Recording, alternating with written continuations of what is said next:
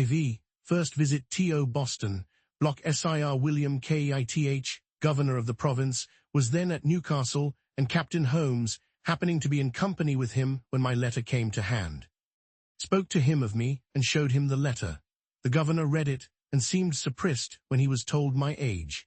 He said I appeared a young man of promising parts, and therefore should be encouraged. The printers at Philadelphia were wretched ones, and if I would set up there. He made no doubt I should succeed for his part. He would procure me the public business, and do me every other service in his power. This my brother-in-law afterwards told me in Boston, but I knew as yet nothing of it when, one day, Kamer and I being at work together near the window. We saw the governor and another gentleman, which proved to be Colonel French, of Newcastle, finely dressed, come directly across the street to our house, and heard them at the door. Kamer ran down immediately, thinking it a visit to him, but the governor inquired for me, came up. And with a condescension and politeness I had been quite unused to, made me many compliments, desired to be acquainted with me, blamed me kindly for not having made myself known to him when I first came to the place, and would have me away with him to the tavern. He was going with Colonel French to taste, as he said, some excellent Madeira. I was not a little surprised, and came starred like a pig poisoned. 30 I went, however, with the governor and Colonel French to a tavern at the corner of 3rd Street, and over the Madeira he proposed my setting up my business. Laid before me the probabilities of success, and both he and Colonel French assured me I should have their interest and influence in procuring the public business of both governments. 31. On my doubting whether my father would assist me in it, Sir William said he would give me a letter to him, in which he would state the advantages, and he did not doubt of prevailing with him. So it was concluded I should return to Boston in the first vessel, with the governor's letter recommending me to my father. In the meantime, the intention was to be kept a secret, and I went on working with Kamer as usual. The governor sending for me now and then to dine with him, a very great honor I thought it, and conversing with me in the most affable, familiar, and friendly manner imaginable. About the end of April, 1724, a little vessel for Boston. I took leave of Kamer as going to see my friends. The governor gave me an ample letter, saying many flattering things of me to my father, and strongly recommending the project of my setting up at Philadelphia as a thing that must make my fortune. We struck on a shoal in going down the bay, and sprung a leak. We had a blustering time at sea, and were obliged to pump almost continually, at which I took my turn. We arrived safe, however, at Boston in about a fortnight. I had been absent 7 months, and my friends had heard nothing of me for my Br. Holmes was not yet returned, and had not written about me. My unexpected appearance surprised the family. All were, however, very glad to see me, and made me welcome, except my brother. I went to see him at his printing house. I was better dressed than ever while in his service, having a genteel new suit from head to foot, a watch in my pockets lined with near £5 sterling in silver. He received me not very frankly, looked me all over, and turned to his work again. The journeymen were inquisitive where I had been, what sort of a country it was, and how I liked it. I praised it much, and the happy life I led in it, expressing strongly my intention of returning to it, and one of them asking what kind of money we had there. I produced a handful of silver, and spread it before them, which was a kind of raree show. 32, they had not been used to paper being the money of Boston. 33, then, I took an opportunity of letting them see my watch, and lastly my brother still grum and sullen, I gave them a piece of 8.34 to drink, and took my leave. This visit of mine offended him extremely, for, when my mother some time after spoke to him of a reconciliation, and of her wishes to see us on good terms together, and that we might live for the future as brothers, he said I had insulted him in such a manner before his people that he could never forget or forgive it. In this, however, he was mistaken. My father received the governor's letter with some apparent surprise, but said little of it to me for some days. When Capt. Holmes returning, he showed it to him, asked him if he knew Keith, and what kind of man he was, adding his opinion that he must be of small discretion to think of setting a boy up in business who wanted yet 3 years of being at man's estate. Holmes said what he could in favor of the project, but my father was clear in the impropriety of it, and at last gave a flat denial to it. Then he wrote a civil letter to Sir William, thanking him for the patronage he had so kindly offered me, but declining to assist me as yet in setting up. I being, in his opinion, too young to be trusted with the management of a business so important, and for which the preparation must be so expensive. My friend and companion Collins, who was a clerk in the post office, pleased with the account I gave him of my new country, determined to go thither also, and while I waited for my father's determination, he set out before me by land to Rhode Island, leaving his books, which were a pretty collection of mathematics and natural philosophy, to come with mine and me to New York, where he proposed to wait for me. My father, though he did not approve Sir William's proposition, was yet pleased that I had been able to obtain so advantageous a character from a person of such note where I had resided, and that I had been so industrious and careful as to equip myself so handsomely in so short a time therefore. Seeing no prospect of an accommodation between my brother and me, he gave his consent to my returning again to Philadelphia, advised me to behave respectfully to the people there, endeavor to obtain the general esteem, and avoid lampooning and libeling, to which he thought I had too much inclination, telling me that by steady industry and a prudent parsimony I might save enough by the time I was 21 to set me up, and that, if I came near the matter, he would help me out with the rest. This was all I could obtain, except some small gifts as tokens of his and my mother's love.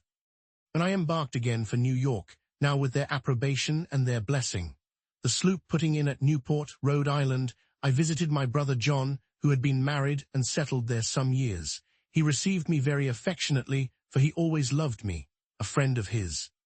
One Vernon, having some money due to him in Pennsylvania, about £35 currency, desired I would receive it for him and keep it till I had his directions what to remit it in. Accordingly, he gave me an order. This afterwards occasioned me a good deal of uneasiness. At Newport we took in a number of passengers for New York, among which were 2 young women, companions, and a grave, sensible, matron-like Quaker woman, with her attendants. I had shown an obliging readiness to do her some little services, which impressed her, I suppose, with a degree of goodwill toward me therefore. And she saw a daily growing familiarity between me and the 2 young women, which they appeared to encourage. She took me aside and said, "Young man, I am concerned for thee, as thou hast no friend with thee, and seems not to know much of the world, or of the snares youth is exposed to depend upon it. Those are very bad women, I can see it in all their actions, and if thee art not upon thy guard, they will draw thee into some danger. They are strangers to thee, and I advise thee, in a friendly concern for thy welfare, to have no acquaintance with them." As I seemed at first not to think so ill of them as she did, she mentioned some things she had observed and heard that had escaped my notice, but now convinced me she was right. I thanked her for her kind advice, and promised to follow it, when we arrived at New York. They told me where they lived, and invited me to come and see them, but I avoided it, and it was well I did, for the next day the captain missed a silver spoon and some other things that had been taken out of his cabin, and knowing that these were a couple of strumpets, he got a warrant to search their lodgings, found the stolen goods, and had the thieves punished. So though we had escaped a sunken rock, which we scrapped upon in the passage, I thought this escape of rather more importance to me.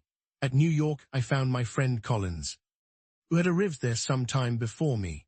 We had been intimate from children, and had read the same books together, but he had the advantage of more time for reading and studying, and a wonderful genius for mathematical learning, in which he far outstripped me, while I lived in Boston. Most of my hours of leisure for conversation were spent with him, and he continued a sober, as well as an industrious lad, was much respected for his learning by several of the clergy and other gentlemen, and seemed to promise making a good figure in life. But during my absence, he had acquired a habit of sotting with brandy, and I found by his own account, and what I heard from others, that he had been drunk every day since his arrival at New York, and behaved very oddly.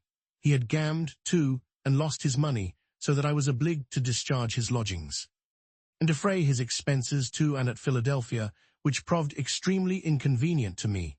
The then governor of New York, Burnet, son of Bishop Burnet, hearing from the captain that a young man, one of his passengers, had a great many books, desired he would bring me to see him.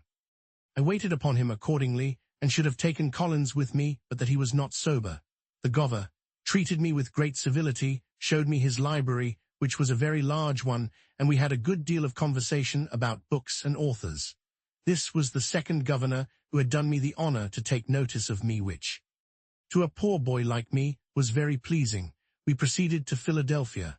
I received on the way Vernon's money, without which we could hardly have finished our journey.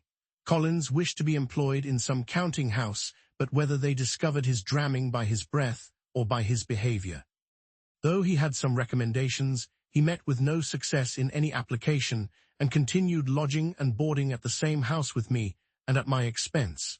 Knowing I had that money of Vernon's, he was continually borrowing of me, still promising repayment as soon as he should be in business. At length he had got so much of it that I was distressed to think what I should do in case of being called on to remit it. His drinking continued, about which we sometimes quarrelled, for, when a little intoxicated, he was very fractious.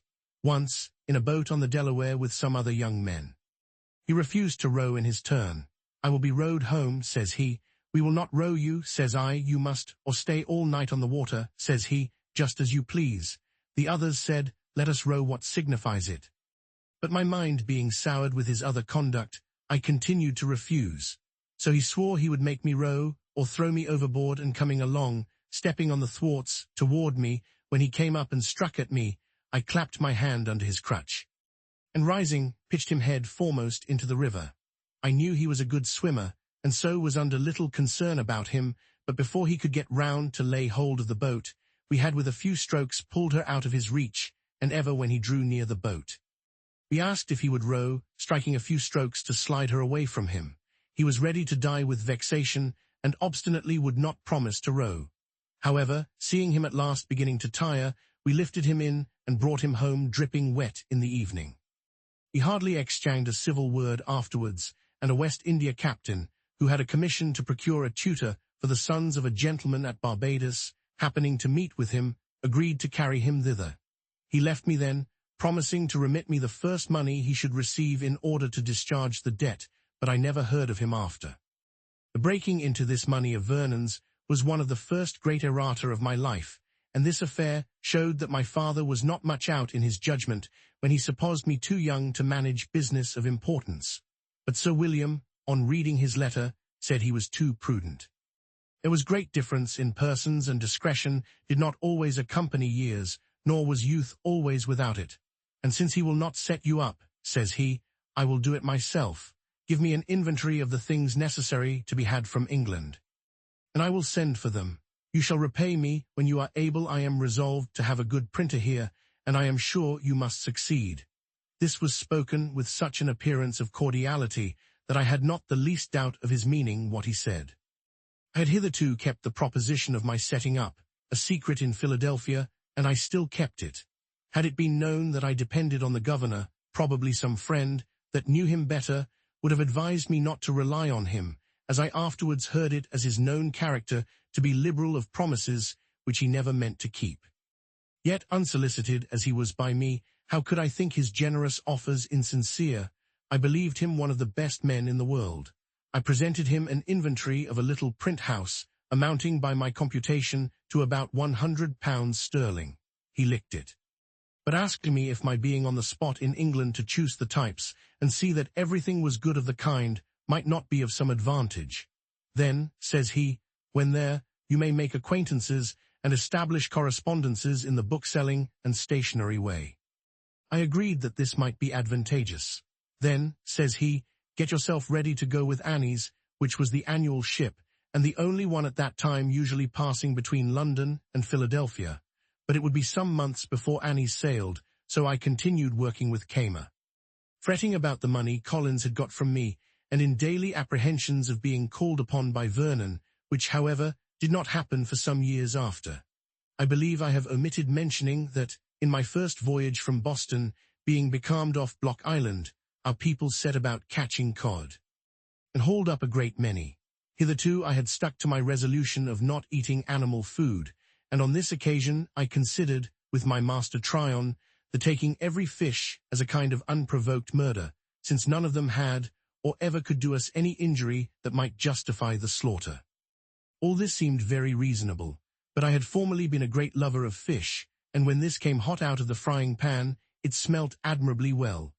I balanced some time between principle and inclination, till I recollected that, when the fish were opened, I saw smaller fish taken out of their stomachs. Then thought I, if you eat one another, I don't see why we mayn't eat you.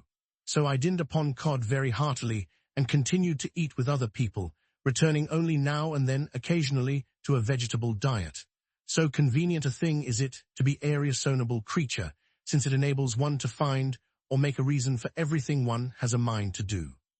30 Temple Franklin considered this specific figure vulgar and changed it to stared with astonishment. 31 Pennsylvania and Delaware. 32 a peep show in a box. 33 there were no mints in the colonies, so the metal money was of foreign coinage and not nearly so common as paper money, which was printed in large quantities in America, even in small denominations.